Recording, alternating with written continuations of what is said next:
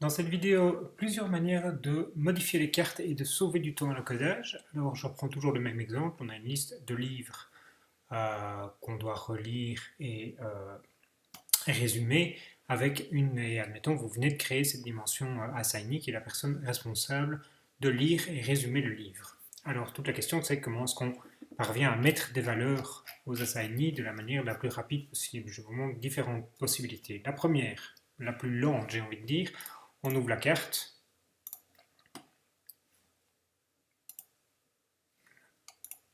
et on met un assignee.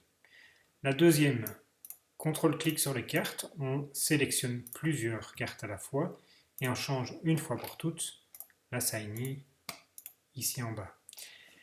La troisième, qui est très habituelle dans Claro, on passe en mode visualisation par colonne avec l'assignee qui définit les colonnes. On se retrouve donc avec toutes les cartes dans la première colonne non ici qu'il est possible de déplacer de cette manière-ci. Bien entendu, même principe, on peut venir sélectionner plusieurs cartes et les déplacer d'un seul coup. Et alors, une variante comme quatrième manière de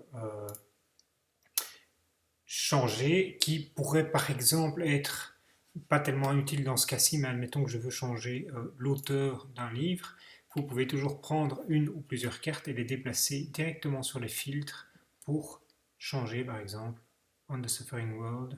Hop, je le mets chez Jonathan Smith.